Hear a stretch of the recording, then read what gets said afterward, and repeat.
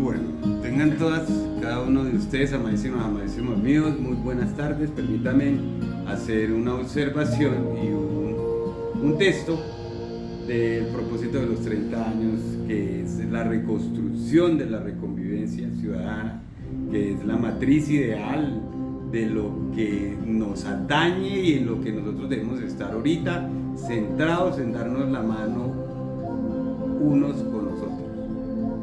Ellas y ellos y nosotros estrecharnos la mano y amarnos y salir adelante potencialmente aquí y aquí. Y dice así: este estudio que les voy a leer lo hice en el 2015, en el 2014-2015 más o menos. O sea que miren los años que tiene. Entonces no hay, pero se van a dar cuenta de que nosotros vivimos en crisis. Nosotros somos una nación, una república, un país que ha vivido toda la vida en crisis. Bolívar hablaba de su crisis, todo el mundo ha hablado de crisis, desde la invasión española, de los bárbaros españoles, la bestia invasora que llamo yo, que hay que decir la verdad, y nosotros estamos hablando es con la verdad. Aquí se acaba la mentira. Por eso estamos urgidos de entrar en este turno a ponernos el delantal de la gobernabilidad del departamento de Cundinamarca, que me corresponde como chicha, muisca, que soy del linaje, me corresponde y me he preparado para tal efecto. Ahorita les voy a hablar de la convivencia ciudadana, un trabajo que vengo realizando hace muchos años. Vengo estudiando para arreglar a Colombia y nunca he participado en política. Últimamente fue que resulté, sí, he estado interesado en participar en política porque ya llegó la hora mía. Y siempre he sido activista. Yo estuve desde mis primeros tiempos, de mis 17 años, estoy hablando de 1977, cuando el primer paro nacional general, que me cautivó tanto, ahí yo entré a la política y desde ahí estoy trabajando, pero nunca me he mezclado con ninguno y ningún partido político, precisamente porque no los he visto como verdaderamente han debido de funcionar. Entonces yo estoy al margen de lo mío, estudiando, haciendo mis estudios que salen a la luz en estos videos a partir de estos momentos. Este es el primer estudio que, gracias a la Universidad Pedagógica y Tecnológica de Colombia, lo sacamos y hemos estudiado con Oxford. Ya les he hablado en otros videos que están arriba quién soy yo. Y dice así: la crisis colombiana ha sido objeto de diferentes tipos de estudios social. Acá se propone un abordaje filosófico complementario apuntando a reconstruir la convivencia, sin renunciar a los referentes históricos, en especial a los orígenes de las ideas liberales y conservadoras, comunistas y socialistas en Colombia. Se profundizan los referentes filosóficos que alimentaron y alimentan el debate en nuestro medio: la crisis de la convivencia, el modelo liberal de la convivencia ciudadana, la matriz ideológica racista y, en fin, la legitimidad de los principios del convivir ciudadano. Cuando se habla de crisis colombiana, se quiere decir que la crisis que conoce actualmente Colombia tiene un carácter global y general.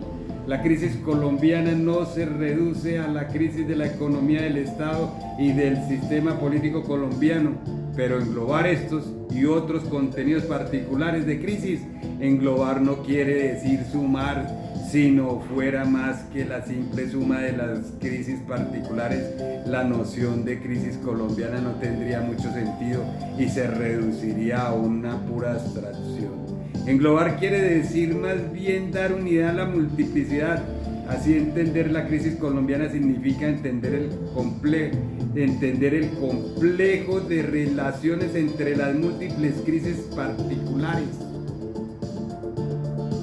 Significa más precisamente entender la manera como las diversas crisis se interdeterminan. La dificultad de entender la crisis colombiana, de entender lo que nos está pasando, proviene precisamente de esta complejidad de contenidos y de relaciones que desafía la posibilidad de una sola disciplina del conocimiento. En este sentido, la crisis colombiana es también una crisis del conocimiento establecido, esto es del conocimiento basado en el aislamiento de las disciplinas y de las disciplinas unas frente a otras y también de las disciplinas frente a la sociedad. Por otra parte, la expresión crisis colombiana se refiere con frecuencia al hecho de la agravación del conflicto armado en Colombia desde las últimas décadas.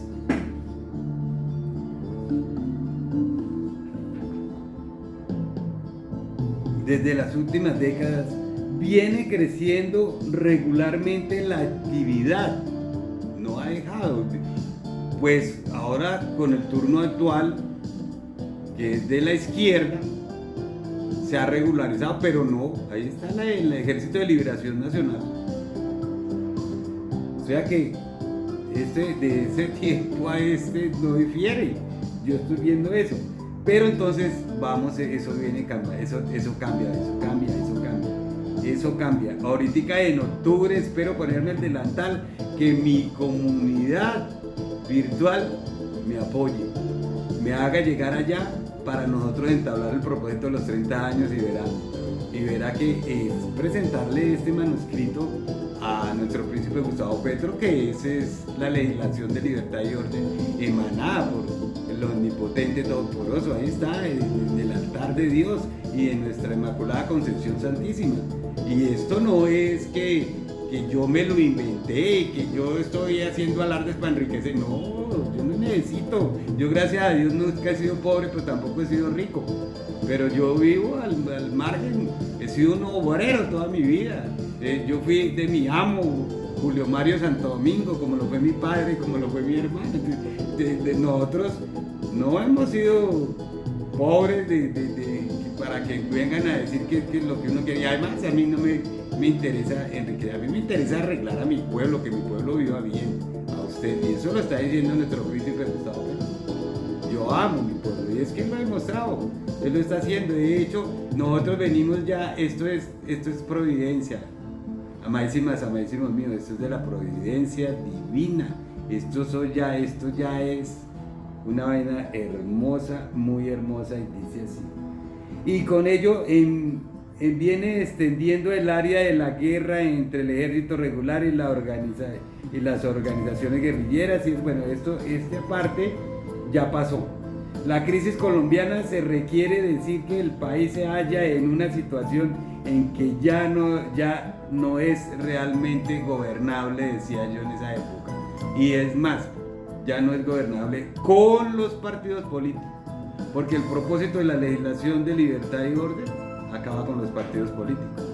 Nosotros entramos a presentarle el propósito de los 30 años a nuestro príncipe Gustavo Petro, y el propósito es un propósito de 30 años, que está en el video que sigue. Se van a dar cuenta que voy a leer lo que nuestra comunidad virtual ya lo sabe, que de pronto yo sí subí algo ya en un video, no sé, pero yo lo voy a hacer ahorita, que es el extraterrestre humano. Vamos a leer el extraterrestre humano, que es la presentación, la carta de presentación de la tesis novelística y de nosotros, que ha venido siendo reajustado. Y si bien muchos colombianos comparten esta interpretación que refiere la crisis colombiana, el hecho del conflicto armado, existen profundos desacuerdos respecto al modo de entender la relación entre este hecho y la crisis global. Para algunos la crisis se reduce a la guerra o se halla determinada ante todo por la guerra. Para otros la guerra es la expresión de la crisis general, o por lo menos de la sociedad. Existen causas objetivas de la guerra, como dijo un antiguo presidente de la República. Desde este punto de vista, la guerra aparece como una totalidad particular de la crisis global. Sin embargo, cualquiera que sea en el modo de concebir la relación entre el hecho de la guerra y la crisis global, la que equivale en últimas a responder a la pregunta del por qué la guerra. Estas interpretaciones por el mismo hecho de referirse a la crisis, a la guerra, señalan un elemento central, o lo que está en crisis es la manera tradicional de convivir entre ciudadanos. Eso es lo que está en crisis ahorita. En el nivel más general, la crisis colombiana aparece como una crisis de la convivencia ciudadana en Colombia. Esa es la verdad. Y esa es la crisis que está apareciendo en nosotros. Nosotros vivimos con el vecino y no sabemos ni quién es el vecino. Y eso no es de hoy ni de ayer. Y eso no es universalidad. Y eso no es soberanía. Entonces, eso cambia, o nos hundimos o nos condenamos. Óigase bien. Eso cambia o cambia. Sí. Aquí nos damos la mano y todos vamos a vivir en armonía, bien hermosos, hacia el auxilio de la mujer, el amparo de la madre en gestación y a la manutención del feto a partir del año entrante. Todos vamos a tratar ese tema, todos vamos a vivir en ese tema. ¿Y cómo vamos a hacerlo? Con nuestras asambleas y nuestra organización sistemática mental. Nos vamos a unir mentalmente, conjuntos y participativos, vamos a hacer un temple uniforme, homogéneo, de una verdadera república que quiere un potencial, y el potencial es la forma de pensar de ellas y de ellos y de todos, que es una sola misma forma de pensar: amarnos los unos a los otros, respetarnos los unos a los otros. Y sabe que cuando hagamos esa situación, cuando toquemos ese criterio, cuando lleguemos a esa base fundamental de forma de pensar, a esa ética elemental, nacional, general, conjunta, mutua, a mutuo propio, o sea, a cada uno, a mutuo propio. Óigase bien.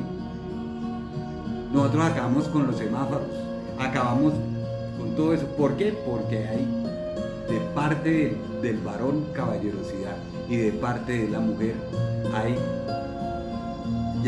son damas, hay cortesía, hay respeto, y eso debe de aflorar, debe de brotar y debe de manejar la misma situación de todas las ciudades y de todo el país.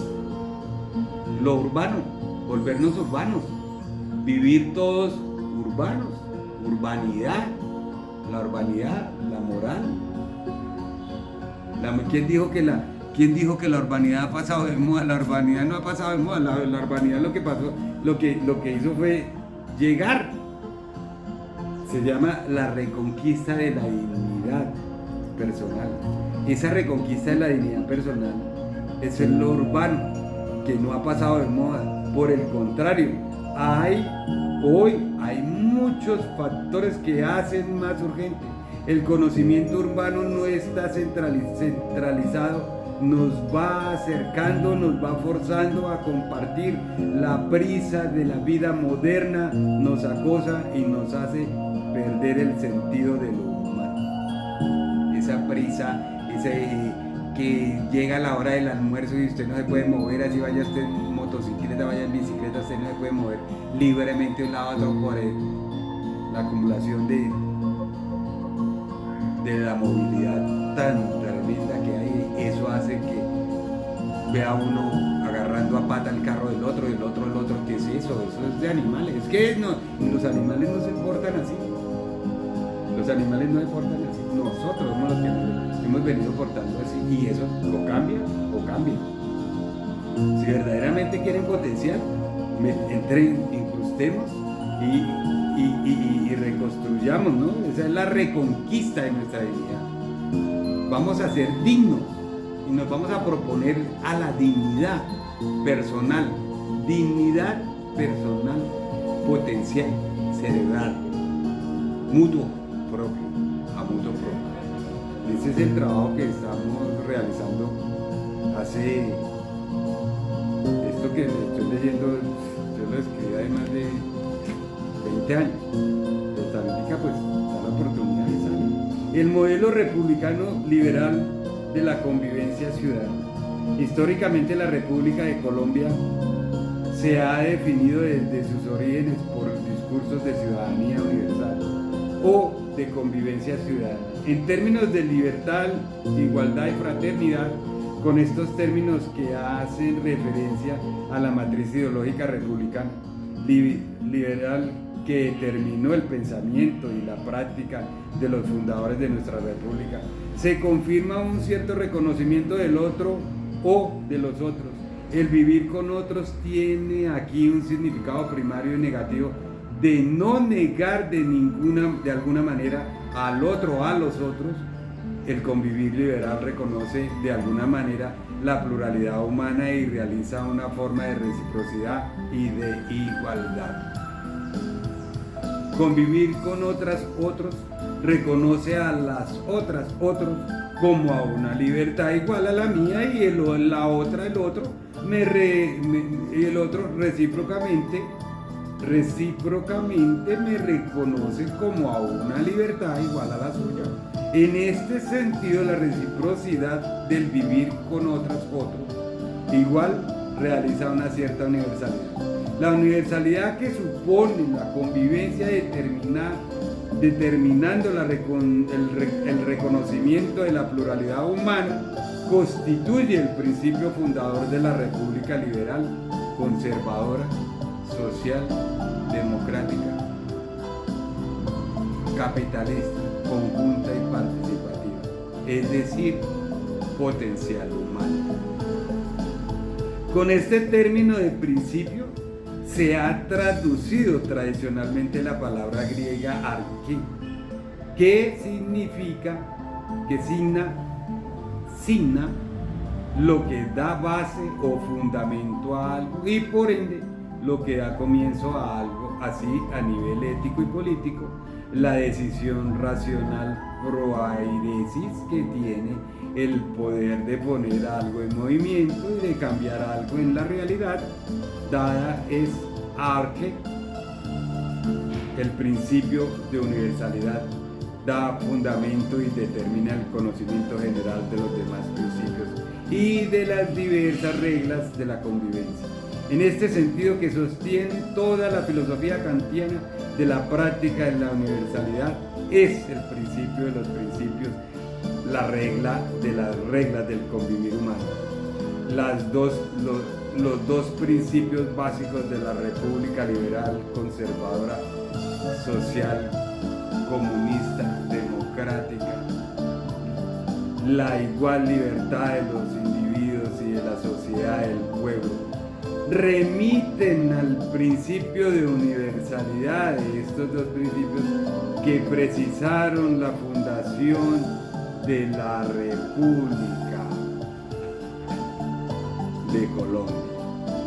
Se desprenden otros principios derivados: la ciudadanía universal, la igualdad de derechos, así como un conjunto específico de reglas de convivencia ciudadana, la representación popular, el sufragio universal, que reconocen de alguna manera la pluralidad humana y realizan una determinada forma de universalidad.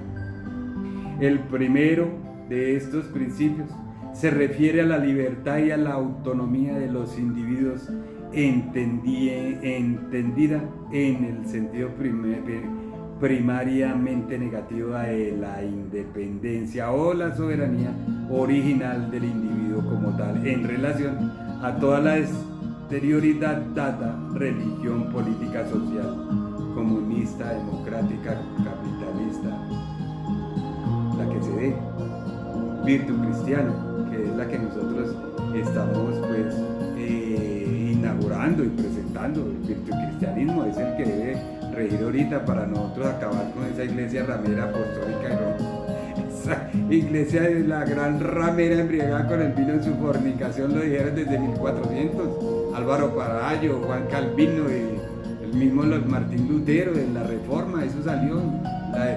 Vendiendo indulgencias, que ellos son los que han corrompido la mente humana. Allá está el Vaticano en ese mismo cuento, tenemos 3 demandas al Vaticano. Precisamente por ellos fue que nosotros fue el primer holocausto y magnicidio de la historia. Un holocausto aterrador que hicieron los bárbaros españoles. Sí. Entonces, y eso fue orden de Alejandro VI. ¿Y quién fue Alejandro VI? Un Borgia, un español. Y esa es la gran mentira que todavía nosotros estamos cubiertos con el manto oscuro, esa gran mentira que llaman colonia, que llamarán conquista, y entonces eso es falso. Aquí no hubo ninguna conquista, esto estaba ya descubierto por los irlandeses hacía mucho tiempo, que llegaron allá al Vaticano a Gregorio IV y Gregorio VIII, les manifestaron las riquezas que habían encontrado aquí, pero ellos llegaron ya llenos de sífilis.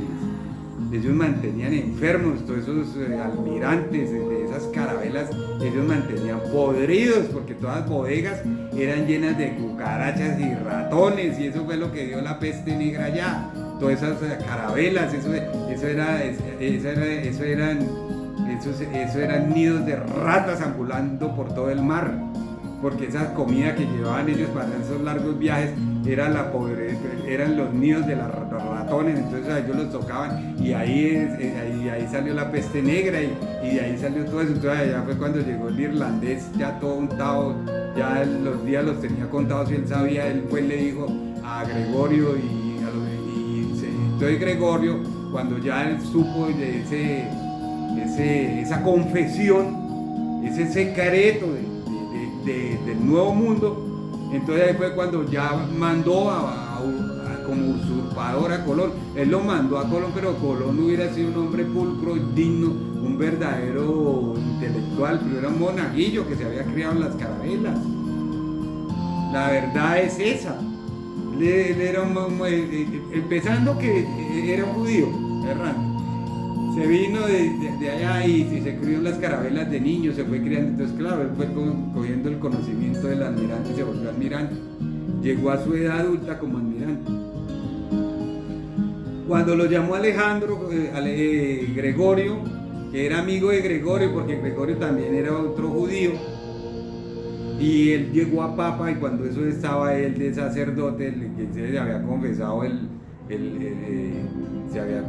el irlandés, que ahí está el nombre, los irlandeses también está en la tesis novelística, lo nombramos más luego.